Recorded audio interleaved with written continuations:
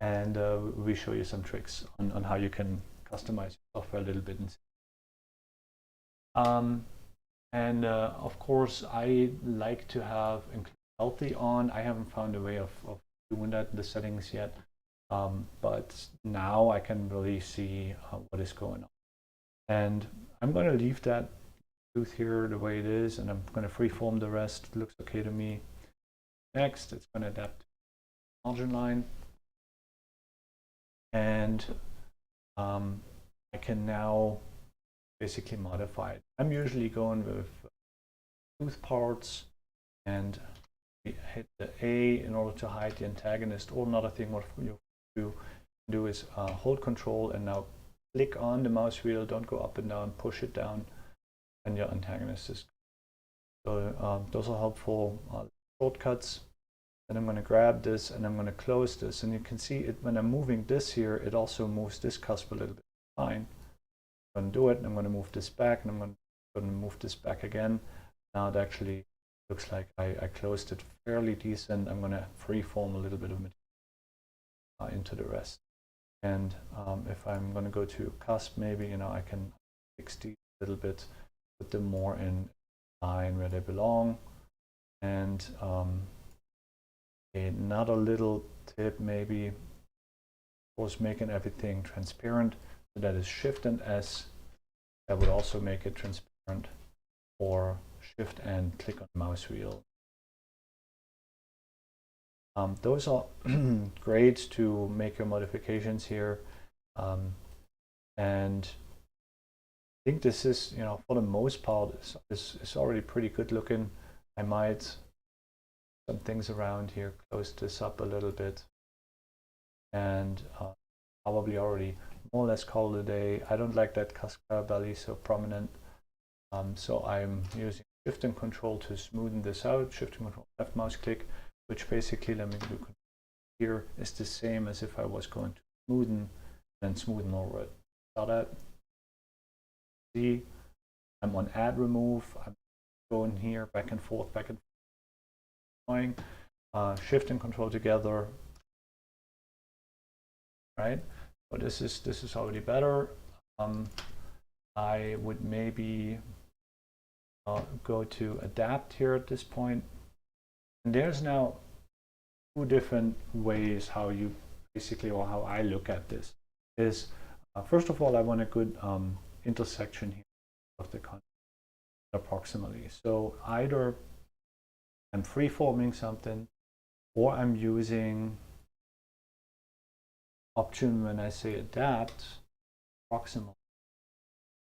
Pull sideways to adjacent teeth, makes a small intrusion if you check, and then cuts it off. That will also result in broader content. In my case, this is already too broad, and I'm kind of cupping it here, so I'm going to do that. So but if your contact's open, you can easily choose that setting. Also helpful if you say, so is about neighbor collisions. You have to be a little careful with that option, but if you know modelless crowns, that is really a nice feature to have. Basically blocking everything according to the path of insertion set, and it's preventing also the cup.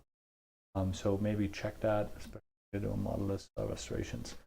But for the occlusion and the function of this crown, to maybe look at the two different options we have here, is we can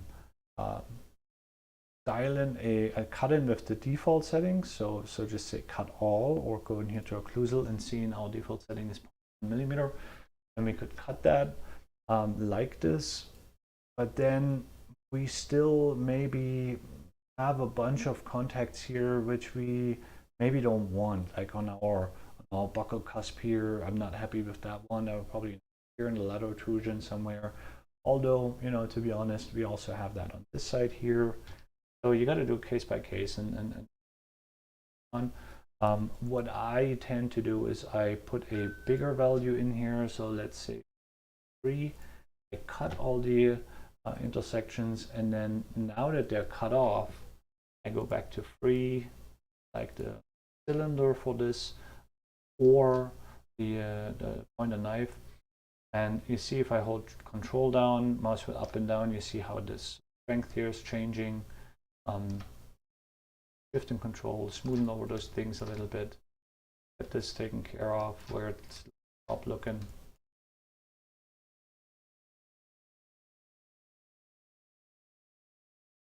Taking out here a little bit too much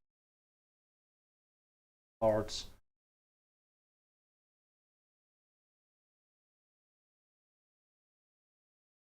Very bulky look.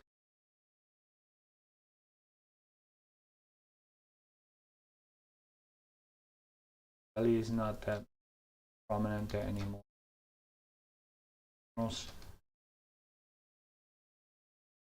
Fill in.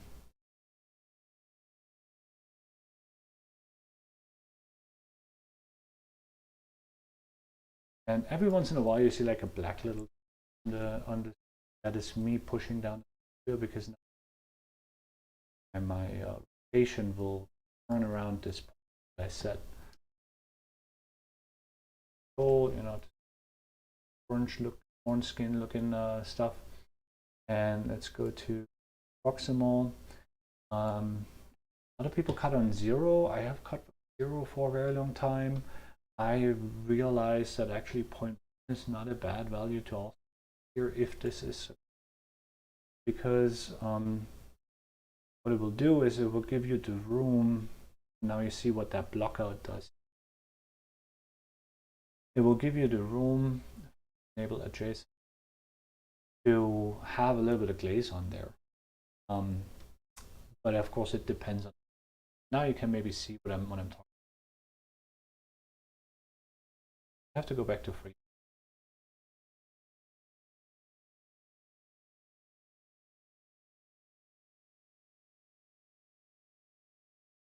Neck of the crown, cupping here, get rid of all that.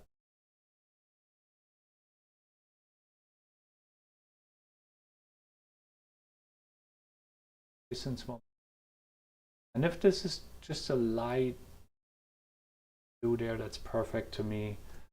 I use that with the freeforming.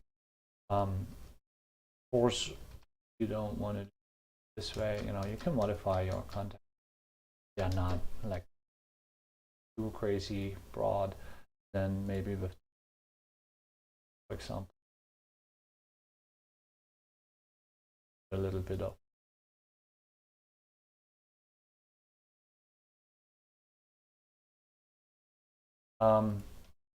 and you know, if I wasn't rambling like I am, I probably would already be done with this crown. As you know, this stuff is usually pretty quick, but here this seems like fallen in a lot. And data in here, damn, better. And okay, and now I can take illusion. So maybe one. I can keep an eye up here. You see where those 3 dots are up here? I can keep an eye there and I can see actually what is the space what I'm having here. So how much material would I have to add in order to get a contact? That is, I love. Add a little bit. Oh, much here. That. Yes, we can get our intact. So, you know, bring contacts in where cusps are. That way, whatever kind of method you. This ridge seems low, so I'm, you know, gonna smoothen it over. Better.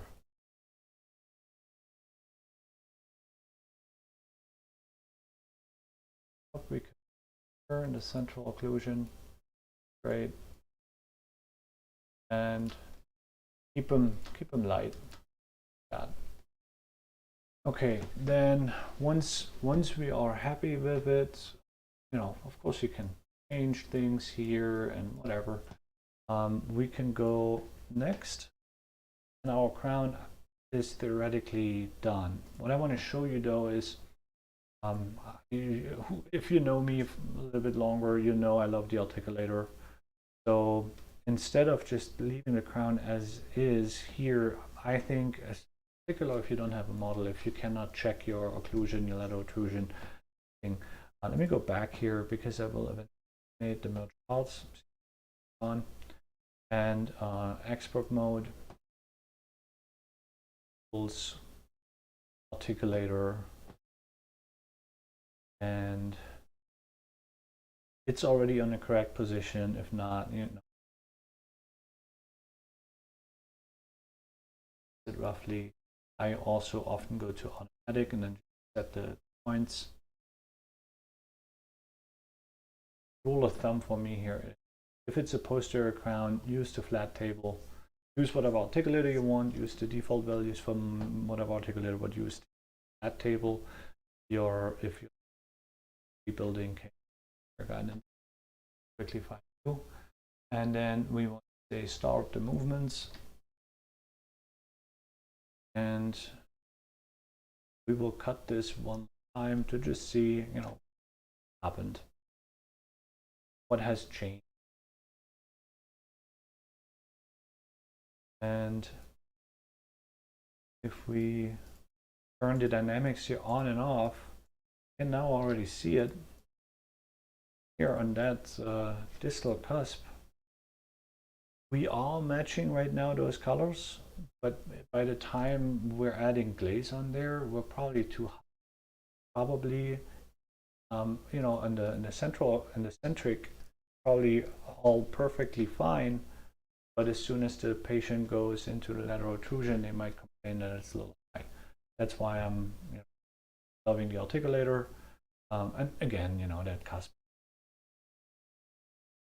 go in. There's other changes. What if I would actually focus on this and not focus on explaining the crown different? But what I'm trying to say is, we can freeform this a little bit, and either remove this by hand in the dynamic, or and that's what I would recommend in this case, or on adapt, it's now adapting dynamically. So we could have ran the articulator a little bit earlier before we're going through all the adaptation. If I'm running the articulator, I'm usually not cutting 3.4 to make 2 or 0.3, and pencil contacts in. In this case, because I already went through all the effort, I'm just going to reduce the slider, and I'm at.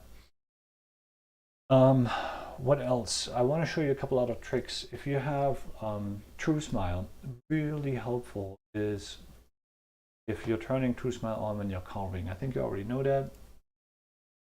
Anyways, okay.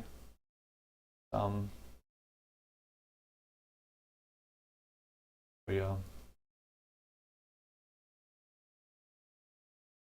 Another thing what I want to show you though, what is not necessarily that known, is you can actually right click to go to plaster. Why is that cool? Because you can see it pretty much in this. Okay, my plaster color, I changed it, but this is, I don't know if you're using the what's it called? It has a version. MPF makes it for them, I think, and it's like a nail polish where you can put on the teeth, on your porcelain, whatever. And I want to say it's called Texture Eyes. If you're using that, this is basically the equivalent to it. It is sometimes very distracting, you know. That's also why I changed it into similar looking colors. But if I was going to texture here, like this, throw me off sometimes. If the color, I can't really see what's going on. I like that. Okay, I think that should be it for now. The crown is done. You would be ready to nest it. We are about 35 minutes in. I want to see if there's some questions from you guys. See if I can zoom. There's nothing. And we I hope that was helpful, and have fun with this. Have a happy Friday, and send me over some topics, okay? And by the way, I think a few people brought this up, that it would be helpful for you guys to know what is the topic so that you can join it and actually take the time. I'm trying this to accomplish that as good as I can, but it's not always easy, you know, coming up, and because I not always know, am I traveling, can I do this kind of stuff. We're probably going to get Miguel on here as a guest times, and we'll see, but I'm working on it. It's a work in progress. Let me see, there's another question here. How can I get the color texture? I don't have it. Yes, if you don't have it, see if you can open your dongle tool. If you have the Thermal Mind option, then you just go to your database, and on the right hand side in your action menu, there should be a button, dongle tool, and the license called TrueSmile. And there is also in generic Exocad a dongle tool available, but you might have to contact your reseller, or if you want, contact me, shoot me an email, get the dongle tool over, check your dongle out, see what's on there, and then either you're gonna contact your current reseller and buy it from them, or if for whatever reason you want to transfer over to us, I send you a transfer form from us as well. I hope my voice didn't cut out here. I noticed I have like a noise gate on there. I hope that I wasn't cutting out too. Cool. I hope that answered it. And by the way, the TrueSmile license is also helpful in your nesting software. But if you have the license here in generic Exocad, let's say you're designing a generic Exocad, you have to rebuy it again for your SAML Match 2 software. But you can buy it for the SAML as well. If you have SAML Mind and Match, then you only need to buy it once, if that makes sense. But in the nesting, you basically get that same TrueSmile effect here, but it shows you in how you're placing the crown up and down, how that is basically changing the cusps, what kind of area they are in the multi-layer. So, all right, I would say that is it. I'm gonna open the wizard here, get everything merged. I could design the model, but I'm gonna save that for today, and I'm gonna